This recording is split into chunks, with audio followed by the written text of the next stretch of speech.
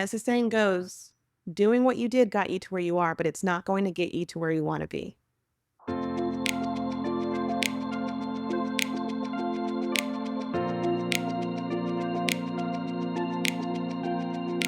Welcome to the Core Happiness Podcast. I'm your host, Kacee Banks, a mindset and positive psychology coach. On this podcast, we discuss all things related to creating happiness from within. So, let's do it.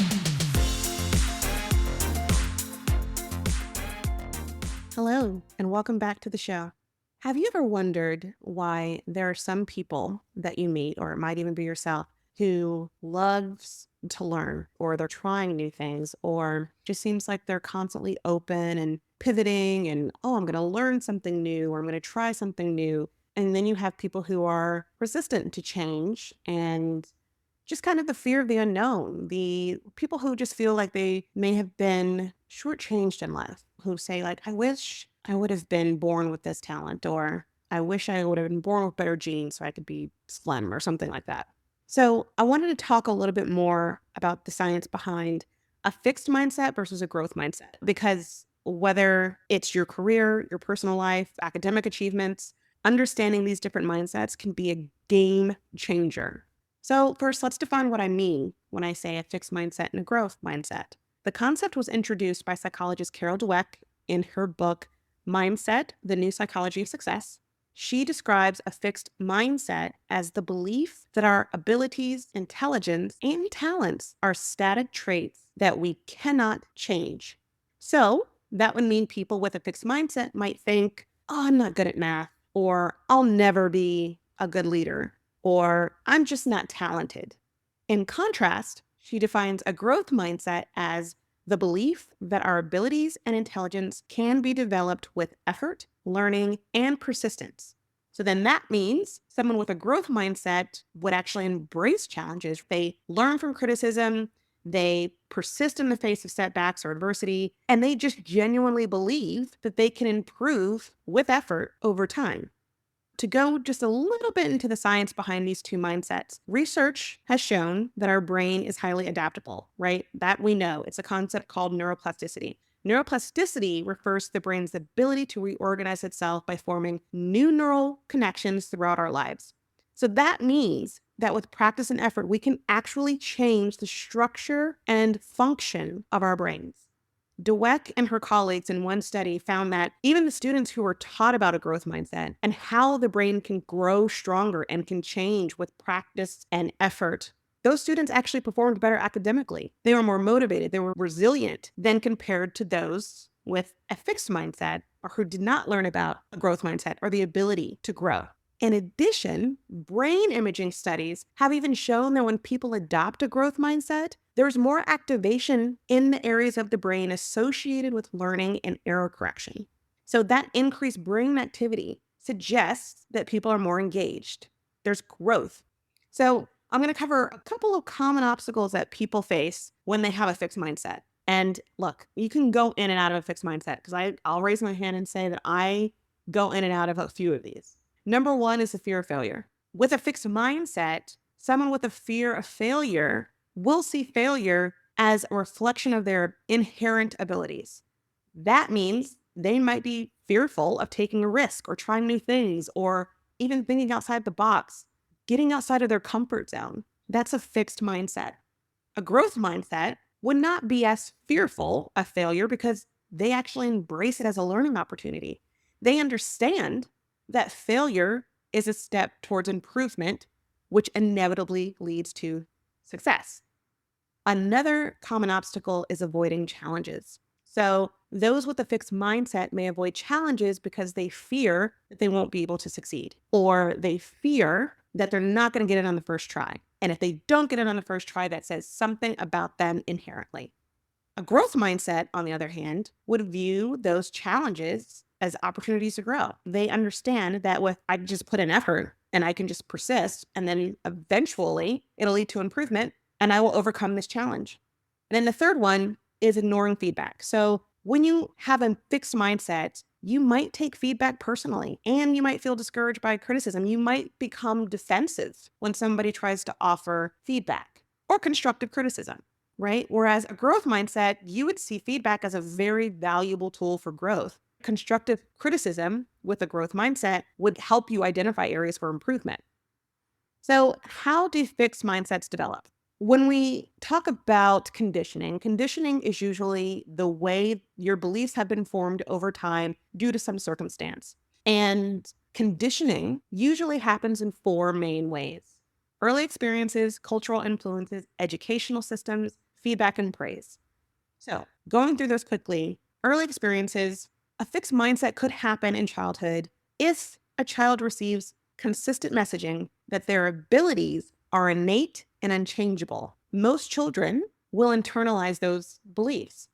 For example, if a child is told, "You're so smart," that actually can lead to a fixed mindset. It sounds positive. You're so smart. Of course, we should be telling children that they're so smart.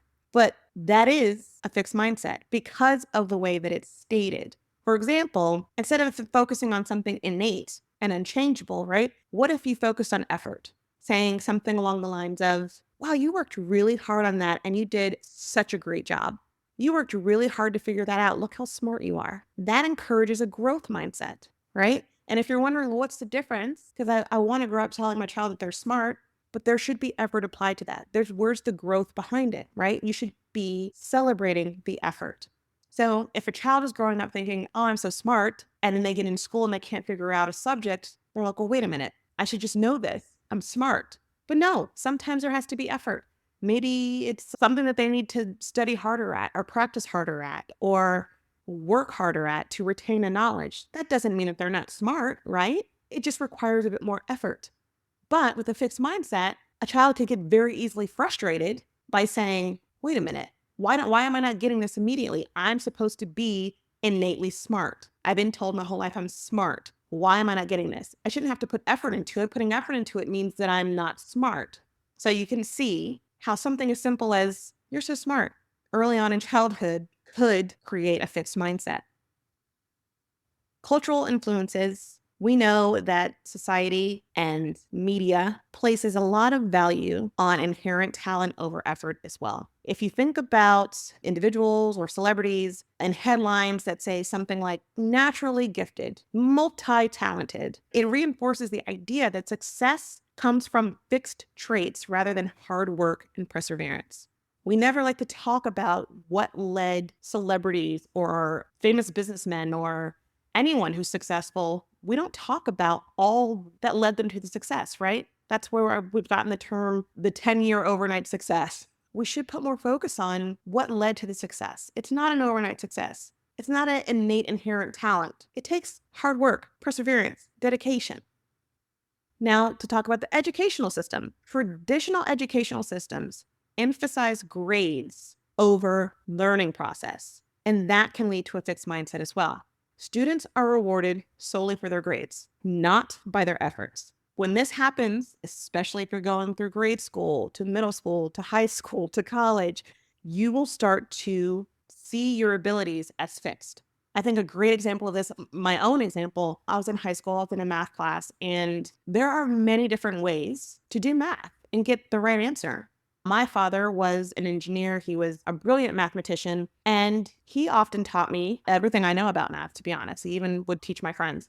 So I was really good at math until I got to this one class in high school, and I'm so confused because the answers are right, but I was getting a failing grade. And I remember my dad, he was like, "You of all people, my daughter should not be failing math."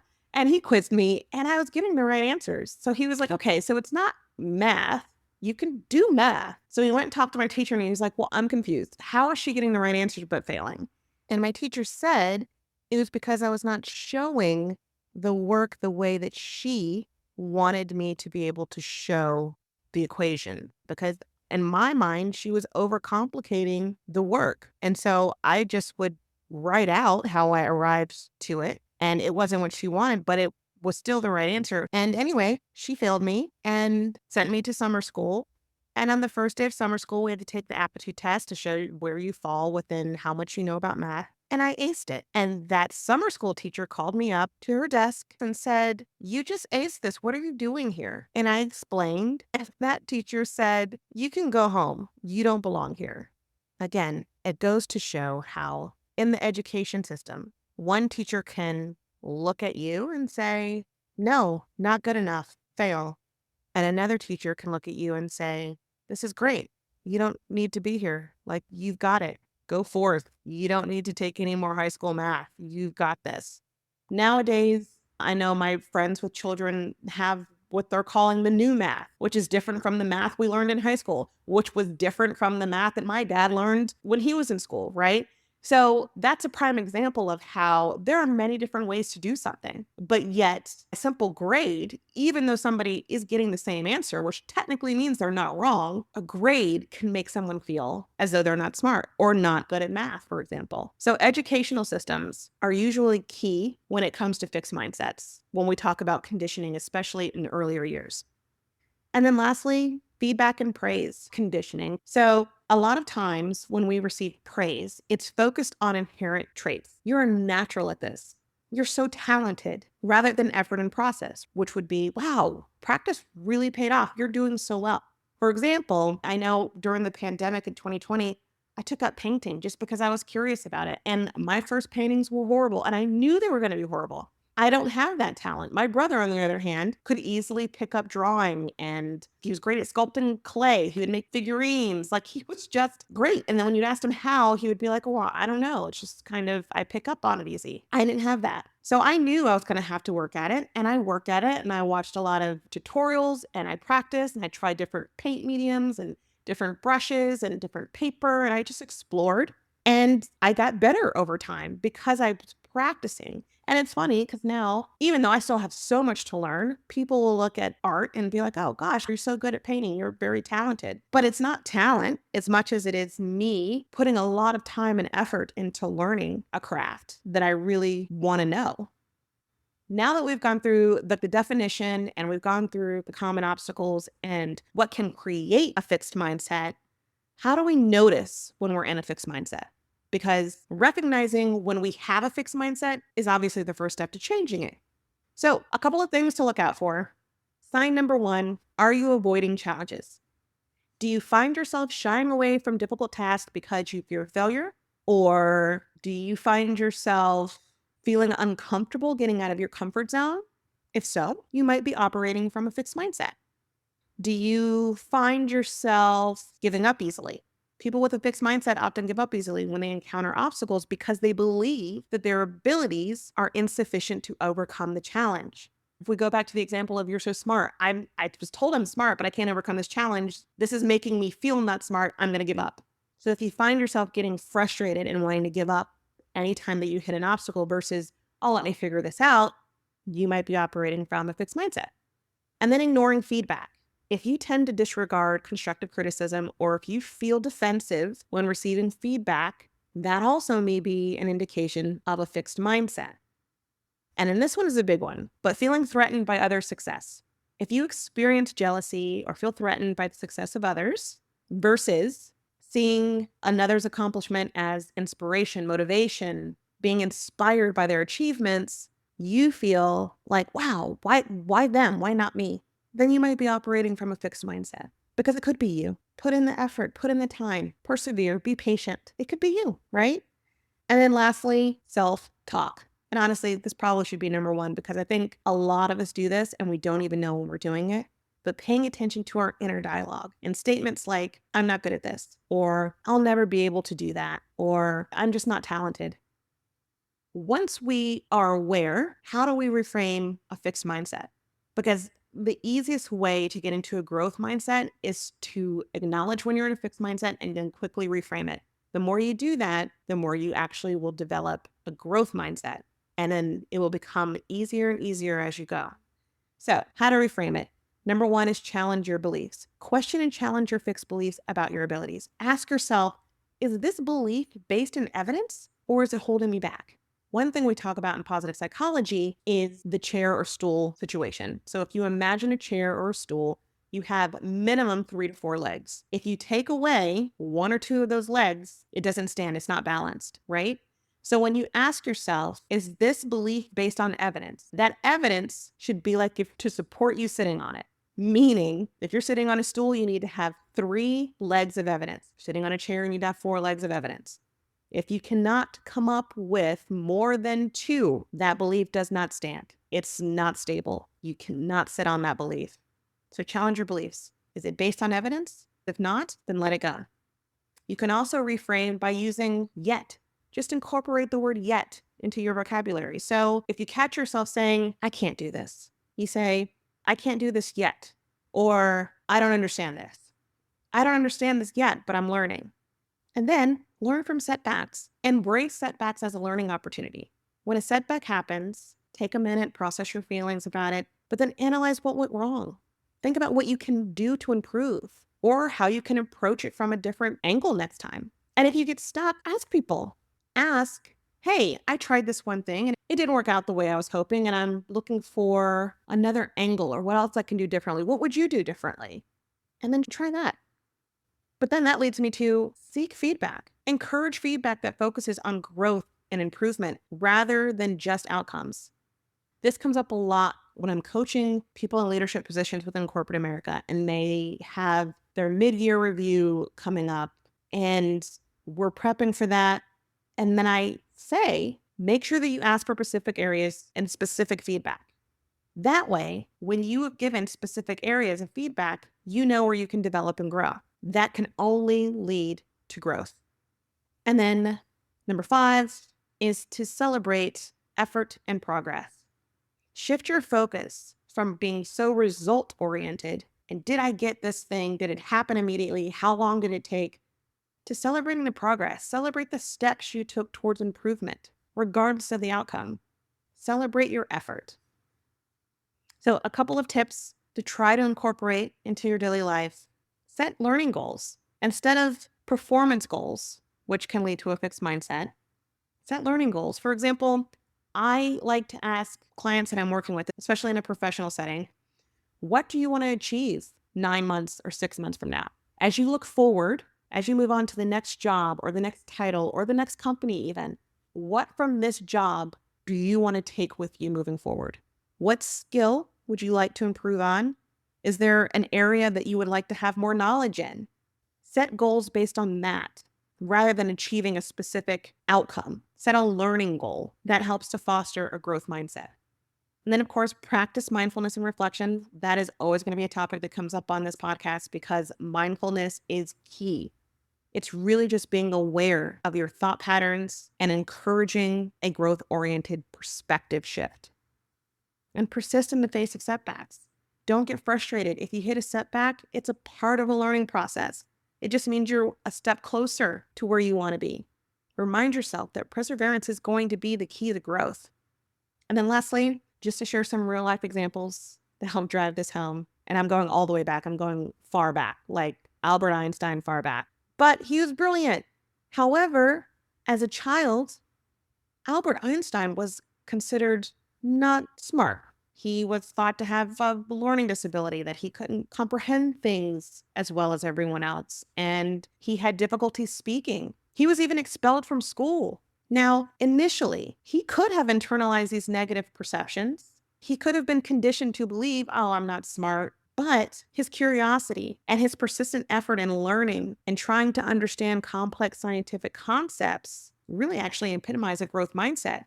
He worked, and then eventually he revolutionized physics, right? And we now celebrate him as one of the greatest scientists in history. I mean, that actually reminds me of Thomas Edison. Thomas Edison famously said, I have not failed. I have just found 10,000 ways that won't work.